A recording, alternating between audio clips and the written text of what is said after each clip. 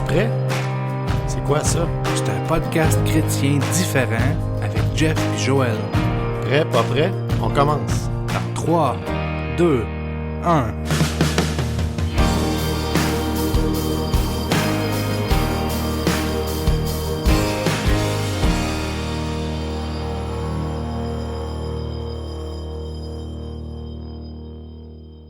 Bon vendredi tout le monde. Bienvenue à un autre épisode du podcast Es-tu prêt? Je suis comme toujours en compagnie de Joël pour vous parler de la parole de Dieu, de la Bible. Bonjour Joël, ça va bien? Salut JF, mais oui, ça va super bien. Donc aujourd'hui, on poursuit l'étude des Romains ou... Écoute, JF, ça fait déjà 10 épisodes de fil qu'on fait sur l'étude des Romains. On a passé à travers les 9 premiers chapitres sans sauter un verset. C'est quand même pas mal, tu sais, 10 épisodes d'affilée. Puis sans nécessairement complètement s'éloigner du livre des Romains. Je pense qu'au fil des 9 premiers chapitres du livre, Paul a vraiment mis de l'avant la bonne nouvelle de l'Évangile. On a eu la chance de l'étudier ensemble en long et en large. Puis là, il reste juste quelques chapitres qui, à mes yeux, s'adressent davantage aux Juifs. Dans les derniers chapitres, il y a aussi des salutations, tout ça. Puis j'aimerais qu'on poursuive dans la même veine, mais plutôt en faisant peut-être des récapitulatifs ou, disons, en mettant en évidence des choses qu'on a appris au fil de notre étude, mais en les appliquant à notre vie chrétienne de tous les jours.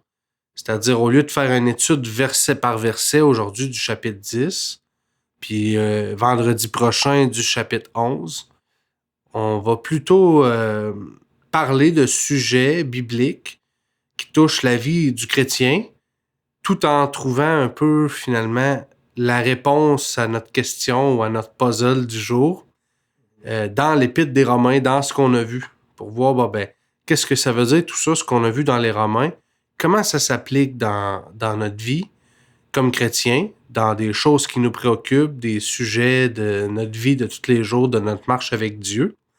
Fait que c'est ce qu'on va faire dans les prochaines semaines. Donc, quand même, pour les prochains épisodes, on va toujours, à un moment ou à un autre de l'épisode, se rapporter au livre des Romains. Mais on va retourner dans ce qu'on a déjà vu, puis peut-être que ça va prendre plus vie, vu que ça va être appliqué dans un sujet précis. Puis aujourd'hui, Jeff, notre sujet, ça va être la prière. La prière, un sujet tellement, tellement important pour le chrétien. C'est notre moyen de communication, de communion avec Dieu. Le chrétien se devrait de prier toujours. Puis, c'est pas nécessairement facile. Non. On va en jaser aujourd'hui. Souvent, on a l'impression qu'on sait pas quoi dire ou on sait pas quoi demander. On est peut-être même pas digne de le demander. Bon, on fait face à toutes sortes de défis quand vient le temps de prier. On a un ennemi qui voudrait pas qu'on prie. Donc, aujourd'hui, on a beaucoup de versets bibliques. Naturellement, il y en a dans les Romains aussi, mais il y en a un peu partout à travers la Bible. Donc, on pourrait peut-être commencer, faire notre toile de fond avec un verset qu'on trouve dans Jacques au chapitre 5 et puis au verset 15. La prière de la foi sauvera le malade et le Seigneur le relèvera. Et s'il a commis des péchés, il lui sera pardonné. Tu vois, le titre de notre épisode d'aujourd'hui, ça va être la prière de la foi. C'est de ça qu'on va parler aujourd'hui, parce qu'il y a toutes sortes de prières. J'ai les catholiques qui font des « Je vous salue Marie », des chapelets, toutes sortes d'affaires. Il y a beaucoup de façons de prier. Des prières écrites d'avance. Des écrits d'avance qu'on récite. Il y a... etc. Il y a plusieurs façons. On peut crier, on peut pleurer, on peut faire toutes sortes d'affaires. Mais maintenant, toutes ces choses-là sont pas nécessairement mauvaises. Ils peuvent peut-être tous trouver leur place à un moment ou à un autre dans la vie d'un chrétien, crier, pleurer, tout ça. Mais aujourd'hui, on veut s'attarder à la prière de la foi. Puis si Jacques dit que la prière de la foi, elle sauve le malade, le Seigneur le relève, mais plus encore, s'il a commis des péchés, il lui sera pardonné. Puis tu sais, souvent, quand il vient le temps de prier, un des plus gros problèmes auxquels on fait face, je crois, c'est le fait qu'on se sente pas digne de s'adresser à Dieu. Qu'on se sente pas juste, qu'on se sente pas capable de l'approcher parce que aujourd'hui, j'ai fait telle faute, j'ai fait telle erreur, j'ai compté une menterie, je me suis choqué après mon voisin, etc. Tu sais, j'ai trébuché aujourd'hui, puis un enseignement commun. Puis d'ailleurs, des fois, j'ai envie de dire qu'on n'a pas besoin d'entendre nécessairement un prédicateur nous l'enseigner ou quoi que ce soit, mais notre ennemi lui-même, il se fait un plaisir de venir nous l'enseigner dans l'oreille, nous le chuchoter. C'est de nous dire que pour approcher Dieu, il faut être parfait, tu sais, là. Si t'as fait un petit quelque chose à travers, Dieu, il t'entendra pas. Essaye même pas, il t'écoutera pas, genre. Ouais, exact. Ça vaut même pas la peine d'essayer parce que tu vaux pas le coup. Puis le pire, c'est que à première vue, il y a des versets bibliques qui peuvent nous laisser présager quelque chose comme ça. Comme par exemple, un verset qu'on retrouve à 2 places, on le trouve dans Psaume, c'est David qui le chante, puis Pierre le reprend dans 1 Pierre 3, verset 12. Puis on peut peut-être lire ce que Pierre dit, 1 Pierre 3, verset 12. Pierre dit « Car les yeux du Seigneur sont sur les justes, et ses oreilles sont attentives à leurs prières. Mais la face du Seigneur est contre ceux qui font le mal. » Là, tu vois, si je lis un verset comme celui-là, là, je me dis, bon, là, moi, j'ai fait le mal. Cette semaine, j'ai fait le mal. Là, en plus, je me suis pas consacré comme je devrais. J'ai pris des mauvaises décisions. En plus, je prie pas la moitié du temps. On dirait que la seule fois que je prie, c'est pour y demander des affaires que je suis pas digne de recevoir parce que ça dit que son oreille va être attentive à ma prière. Si je suis juste, mais je me sens pas juste devant Dieu pantoute, tu sais. Ça dit aussi que sa face est contre ceux qui font le mal. La face du Seigneur est contre ceux qui font le mal. Fait que naturellement, si je me place moi-même dans la catégorie de ceux qui font le mal, ben j'ai l'impression que l'Éternel il est plutôt contre moi que pour moi. Quel découragement à la prière. C'est peut-être le découragement principal de se sentir indigne, injuste, puis qu'on vaut pas le coup, puis que de toute façon, Dieu il écoutera pas ou qu'il est pas obligé d'écouter. Tu sais? Puis c'est sûr que quand on commence sur cette prémisse-là, ben de toute façon, c'est rare qu'on demande quoi que ce soit. Puis si on le demande, assurément qu'on le demande pas nécessairement avec la foi qu'on devrait. Puis c'est pour ça qu'on va retourner aujourd'hui dans les Romains pour adresser un peu cette issue-là, ce problème de dire « je suis pas digne, je suis pas juste ». Par conséquent, semble-t-il que les yeux de l'Éternel sont sur les justes puis ses oreilles sont attentives à leurs prières. Fait que visiblement, il doit pas avoir les yeux sur moi. Puis ses oreilles doivent pas être attentives à ma prière, certain, parce que je fais pas l'affaire. Pas assez bon pour Dieu.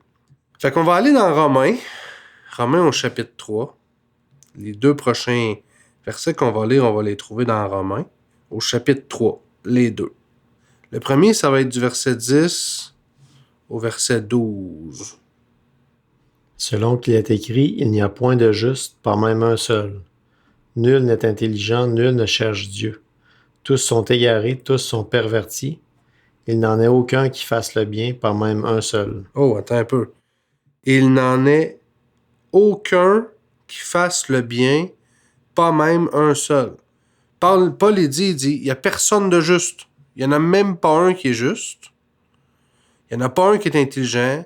Il n'y en a pas un qui cherche Dieu. Il n'y en a pas un qui fasse le bien. Pierre dit, lui, la face de l'Éternel est contre ceux qui font le mal.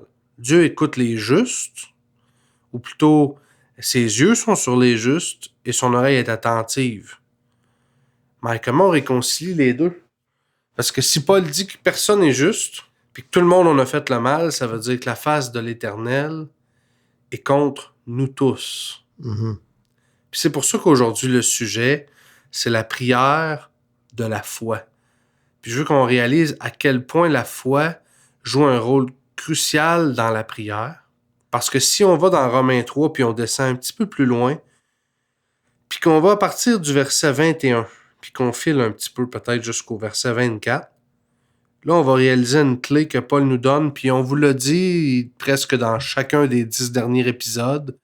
Paul, il dit toujours la même chose, tout le long, mais on dirait qu'on peut le dire, puis le redire, puis le redire, mais on réalise pas ce que ça signifie dans notre marche avec Dieu.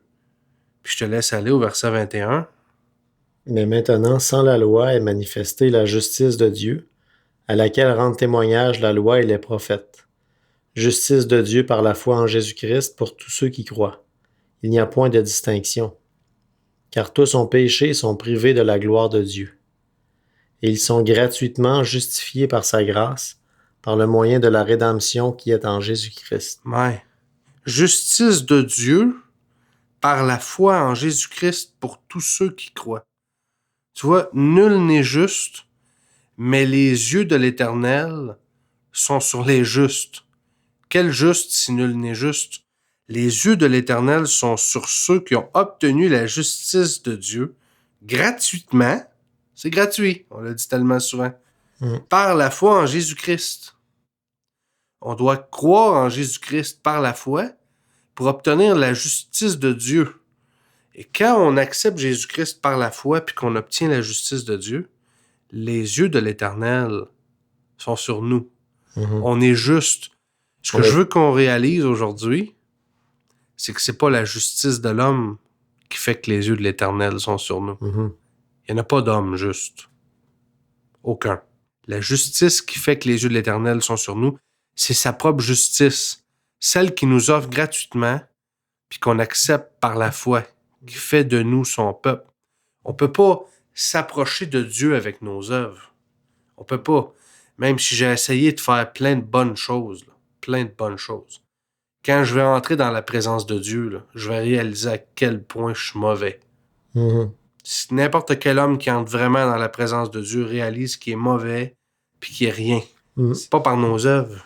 Ouais. C'est par la justice, oui, mais la justice de Dieu. Son oreille entend ma prière. Pas parce que Joël Galland, que je suis juste, mais parce que par la foi, j'ai accepté le don gratuit de Dieu, la justice de Dieu. C'est en reconnaissant que c'est lui qui me justifie gratuitement que je peux m'approcher du trône de Dieu avec foi pour demander. Parce que c'est sûr que si je m'approche avec mes œuvres, celles que j'ai faites, plus je vais approcher du trône de Dieu, moins je vais avoir confiance dans ma demande. Dans ma requête que je veux placer à ses pieds parce que mes œuvres sont mauvaises. Nul n'est bon. C'est Paul est clair tout au long du livre des Romains.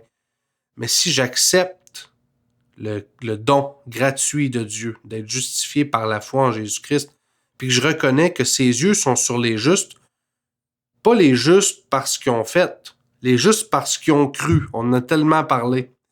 Je réalise qu'ils écoutent la prière. Quelle prière? La prière de la foi.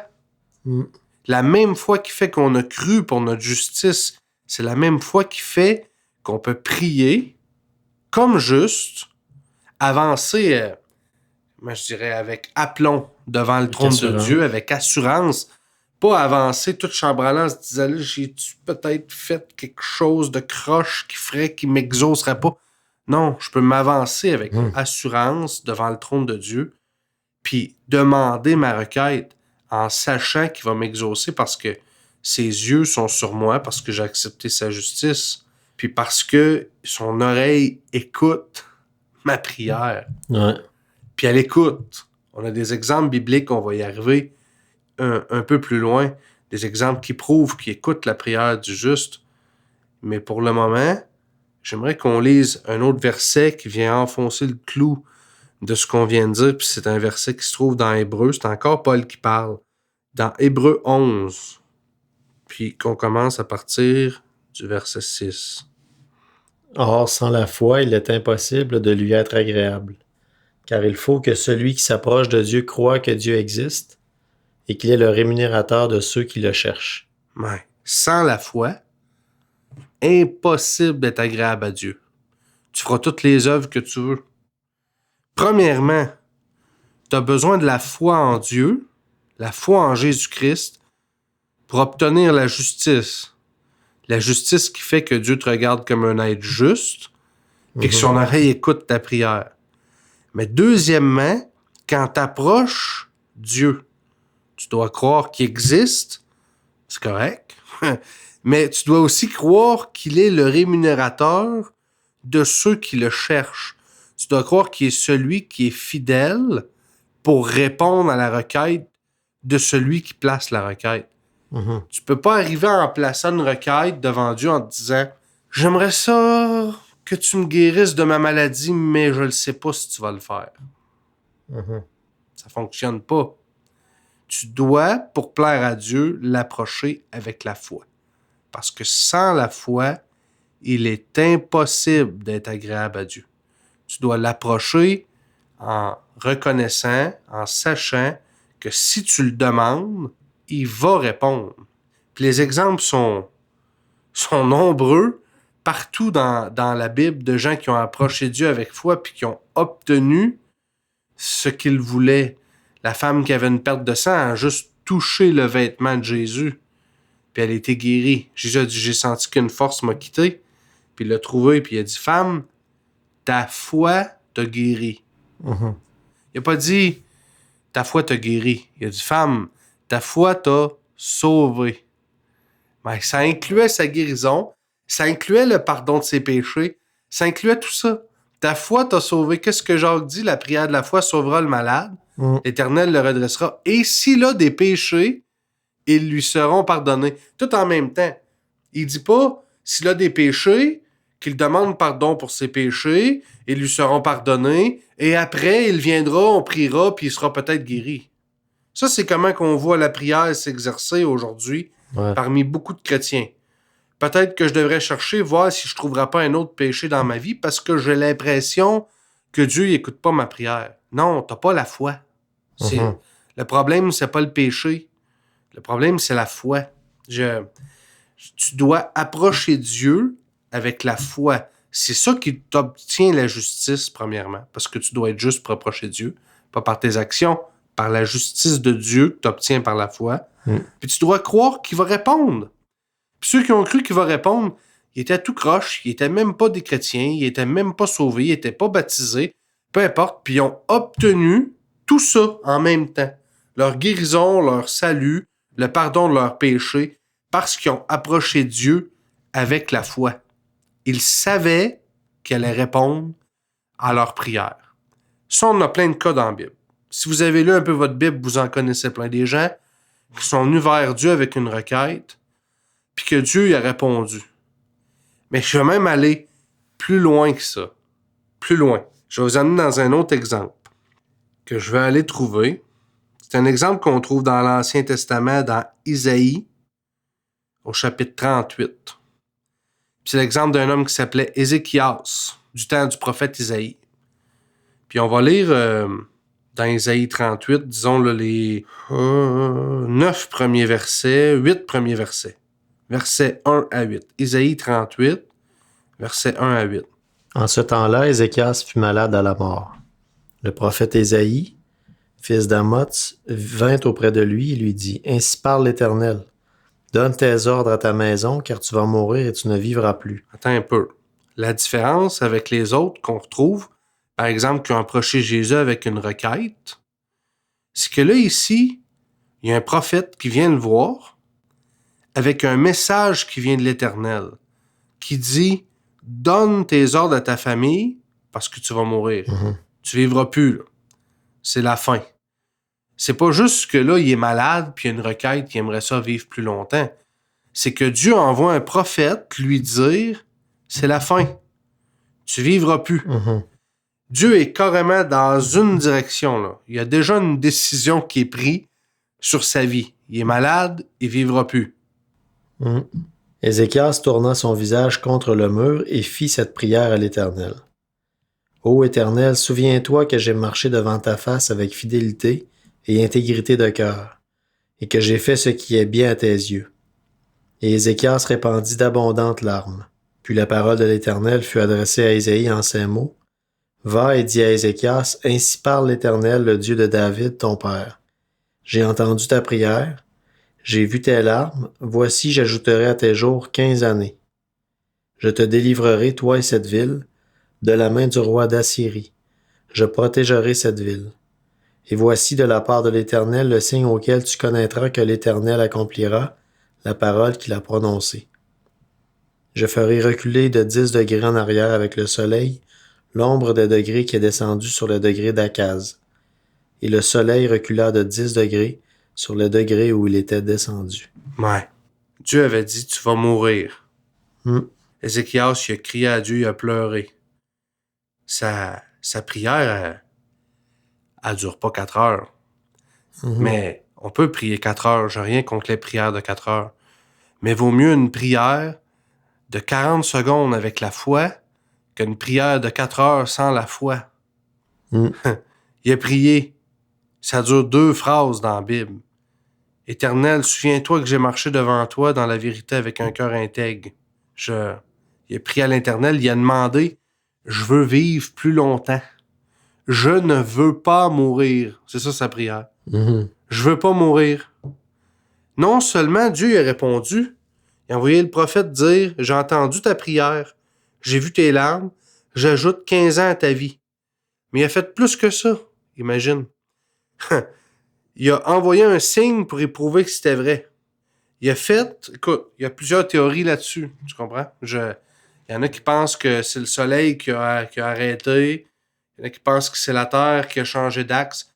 Une chose qui est sûre, c'est que l'ombre a reculé de 10 degrés. Là. L'angle de l'ombre sur les marches, là, à telle heure du jour, l'ombre devait donner là, puis on va dire, elle donnait 10 marches plus hautes. L'ombre, comme si on n'était pas à même heure. Il a bougé l'ombre sur les marches. Je sais pas si c'est le soleil qui a reculé, si c'est la Terre qui a avancé, si c'est les deux. Ce que je sais, c'est que non seulement il a donné 15 années à sa vie, mais il a arrêté la Terre ou le soleil, ou en tout cas, il a fait bouger les éléments. C'est le maître de l'univers. Là.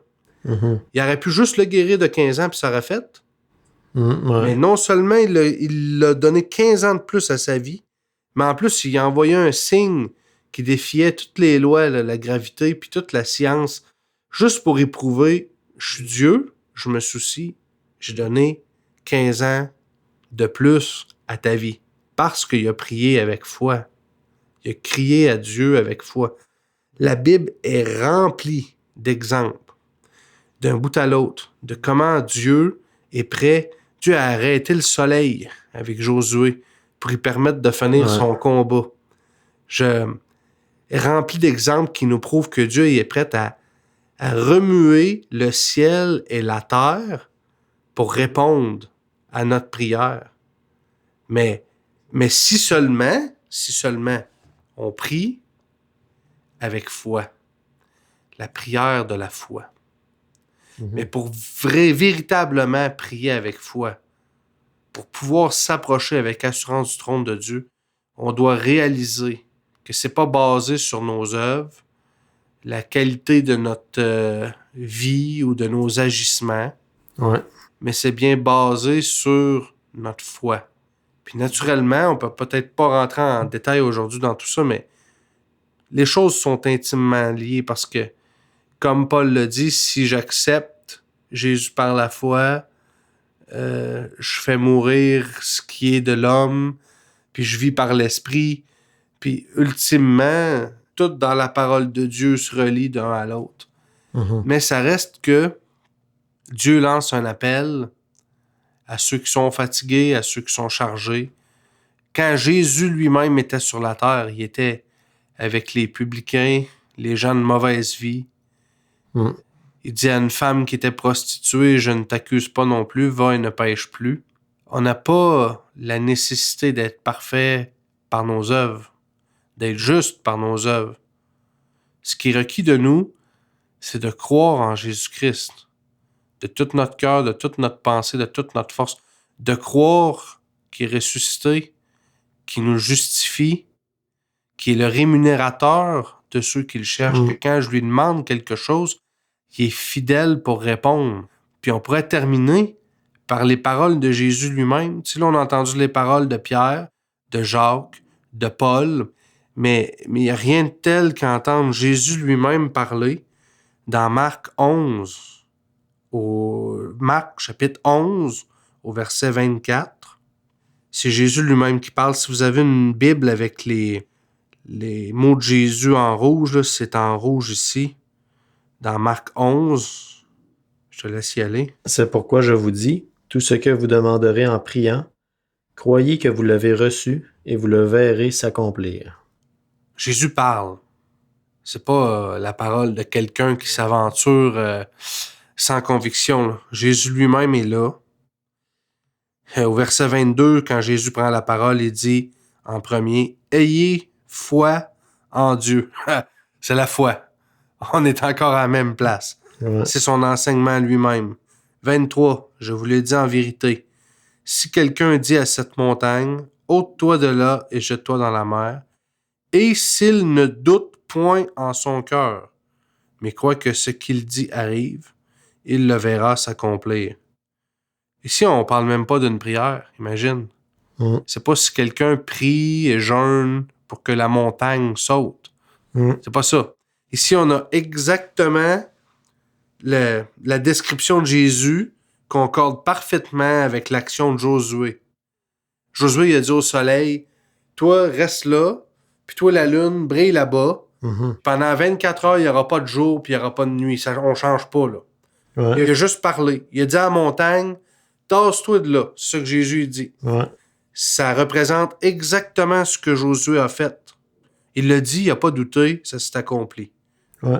Puis après, il dit, « Si je vous dis tout ce que vous demanderez en priant, croyez que vous l'avez reçu et vous le verrez s'accomplir. » C'est Jésus lui-même qui nous dit ça. La prière de la foi sauvera le malade. L'Éternel le relèvera. Et s'il a péché, ses péchés lui seront pardonnés. Tu vois, la prière quand on prie à Dieu, ça peut pas être juste des requêtes. Tu sais, parce que si on prie puis qu'on a comme juste une liste d'épicerie, je veux ci, je veux ça, je veux ci, je veux ça, je veux ci, je veux ça. Il manque quelque chose à notre communion avec Dieu. C'est vrai que Dieu se plaît à nous accorder les désirs de notre cœur, mais une relation avec Dieu, c'est plus que ça. Une partie importante de la prière, c'est l'adoration puis la louange de Dieu. De reconnaître comment il est bon pour nous, comment il est grand, de dire comment on l'aime. Puis tu vois, même quand Jésus nous enseignait à prier, parce que les disciples ils ont dit « Tu peux-tu nous enseigner à prier? » C'est pas faux de se demander un peu comment on devrait prier puis de pas trop savoir quoi dire. Les disciples marchaient avec Jésus tout le temps. Ils devaient l'entendre prier à tous les jours. Mais ils ont quand même dit « Enseigne-nous à prier. » Puis la prière simple qu'on voit dans la Bible, Notre Père, déjà on voit que la prière oscille en deux pôles, qui est de remercier Dieu, notre Père qui est aux cieux, que ton nom soit sanctifié. C'est comme s'il donne vraiment la gloire à Dieu. Mais après ça, il dit, pardonne-nous nos offenses, donne-nous notre pain quotidien. C'est des requêtes. Donne-nous notre pain quotidien. C'est des requêtes qu'on demande à Dieu. La prière se promène entre la louange, l'adoration envers Dieu, les requêtes qu'on demande à Dieu. Puis au milieu de tout ça, ça conduit toujours à la confession. C'est sûr. Et donc, au pardon de nos fautes, de nos erreurs. Parce que si je dis à Dieu, merci Seigneur pour ta grâce, ta miséricorde, tu m'as sauvé, tu m'as racheté, mais après ça, je dis, je te demande de continuer à me changer, parce que c'est une requête. Je veux être plus à ton image, je veux être plus patient. Tu vois, j'ai passé de ce qu'il a fait pour moi à ce que j'ai besoin qu'il fasse dans ma vie. Mais là, si je suis en train de dire, je veux être plus patient, je veux être plus à ton image, ça va m'amener d'une manière ou d'une autre dans la confession de dire, je te demande pardon si j'ai été irrité, si j'ai été impatient. Quelque part, entre la louange, l'adoration puis la requête, la confession va faire son entrée. Ça n'a pas le choix. C'est comme ça qu'on va avoir une prière parfaite aux yeux de Dieu. Ouais, si complète. seulement on le fait avec foi, une prière parfaite aux yeux de Dieu. Puis ça n'a pas de besoin d'être des mots parfaits. Dieu, il n'a pas de respect pour les paroles éloquentes, là, tu sais. D'ailleurs, on lisait jusqu'au verset 24. C'est-tu là que Jésus parle lorsque vous êtes debout faisant votre prière? Moi, c'est ça. Si vous avez quelque chose contre quelqu'un, pardonnez, afin que votre Père qui est dans les cieux vous pardonne aussi vos offenses. Mais il parle aussi de quand on jeûne ou quand on prie, de ne pas le faire à la manière des pharisiens pour que les gens nous regardent. Dieu n'a pas de respect pour les paroles éloquentes.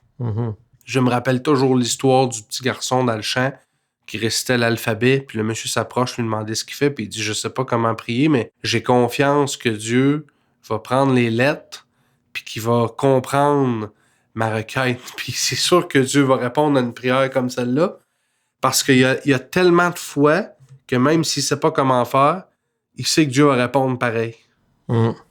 Cette prière-là, de réciter l'alphabet, pour ce petit garçon-là, c'était la prière de la foi. Ouais, c'est ça. Celle qui plaît à Dieu, celle qui met Dieu en action pour répondre.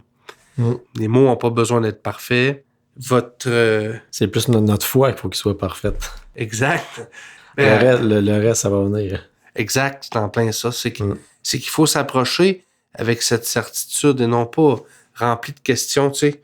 C'est comme si vous dites à la montagne, bon ben là, montagne, tasse-toi, jette-toi dans la mer. Vous allez vous coucher, le lendemain matin, vous vous levez, vous dites, bon ben, comme je pensais, la montagne est encore là. Tu sais, ben, c'est sûr qu'elle est encore là parce que sans la foi, c'est impossible d'être agréable à Dieu. C'est la prière de la foi qui met Dieu en action. Mais si vous l'avez demandé avec foi, demain matin, quand vous allez vous lever, même si la montagne est là, vous allez pouvoir dire de tout votre cœur, pas juste de vos lèvres, « Merci Seigneur, elle a commencé à se tasser. » Je ne sais pas si ça va prendre 1 journée, 2 jours, 3 jours, 5 jours, mais je le sais que je l'ai demandé, puis que Dieu il le fait, il y a peut-être juste 25 grains de sable qui sont partis dans la mer, mais la montagne a commencé à se tasser. Parce que votre foi s'accroche à la promesse, puis vous reconnaissez que Dieu est le rémunérateur de celui qui le cherche. Puis en ces temps difficiles de pandémie, d'isolement, j'ai l'impression que même si ça devrait pas, il y a des choses qui pour le chrétien peuvent être un substitut pour la prière des fois, comme se côtoyer les uns les autres, fraterniser ensemble, parler de Dieu, témoigner, aller à l'église. Bon, il y a toutes sortes d'autres choses qui peuvent malheureusement devenir un genre de substitut pour la prière. Puis dans les événements qu'on vit depuis la dernière année et plus, avec la pandémie, la situation fait que beaucoup de ces choses-là, ces substituts potentiels-là, même si c'est toutes des bonnes choses, on dirait qu'ils se sont toutes effacées. Puis la prière devrait prendre une place tellement importante ou tellement plus importante même qu'avant dans la vie de chaque chrétien. Le chrétien devrait prier toujours, mais c'est sûr que c'est impossible d'affectionner la prière, d'avoir le goût de prier, d'avoir hâte de parler avec Dieu si, dès qu'on ferme nos yeux ou dès qu'on se met à genoux, ce qui nous vient, c'est la culpabilité, la honte, le doute. C'est pour ça que, au-delà de la longueur, au-delà de la durée, au-delà des larmes ou des cris, c'est toutes des bonnes choses, là. Prier longtemps, c'est bien. Crier, pleurer, c'est bien. Tout ça, c'est bien, mais l'essentiel, c'est nous devons réaliser que la justice, là, c'est la justice qui nous vient de la foi qu'on place en Jésus-Christ. Puis c'est avec cette justice-là qu'on peut s'approcher avec assurance du trône de Dieu, puis demander avec foi en croyant qu'il va répondre à notre prière. Puis j'espère qu'aujourd'hui, ça a été pour vous une bénédiction d'entendre comme ça là, une réflexion sur la prière, puis que ça vous a aidé à réaliser que si vous vous mettez sur vos genoux tout de suite, là, comme l'épisode finit, puis que vous demandez avec foi, il est fidèle pour répondre. Puis peut-être que en ce moment, votre vie est un peu sans dessus-dessous, mais la solution est juste là. Juste au bout de cet épisode-là, quand ça va terminer, il y a un Dieu qui est fidèle et juste, puis qui est fidèle pour répondre à chacune de vos prières qui est faite avec foi, puis qui est juste pour le faire pour vous, s'il l'a fait pour moi, s'il l'a fait pour JF, s'il l'a fait pour votre voisin, s'il l'a fait pour votre père, s'il l'a fait pour quelqu'un d'autre, il est fidèle pour le faire pour vous aussi, si vous l'approchez selon les mêmes conditions. Ouais. Ce que je vous souhaite pour la prochaine semaine, c'est simple, c'est une vie de prière tellement mieux que celle de la semaine passée. J'espère que vous allez pouvoir vous approcher de Dieu par la prière, avoir une relation plus proche de lui, mais surtout des témoignages d'exaucement, de guérison, de délivrance. N'hésitez pas à nous écrire si ça a fait une différence dans votre vie, si vous avez quelque chose à nous raconter, à témoigner que Dieu a fait pour vous. À la fin de cet épisode, vous aurez les coordonnées pour nous joindre. On aimerait beaucoup avoir des témoignages puis pouvoir les citer dans un épisode futur du podcast « Es-tu prêt? » Je vous souhaite une bonne semaine. On se voit vendredi prochain. Yes, bonne semaine. Dieu vous bénisse. T'as une question, un commentaire ou tu voudrais nous contacter? Tu peux nous écrire au contact@commercial-es-tu-prêt.info. Ça va nous faire plaisir de te répondre. À bientôt!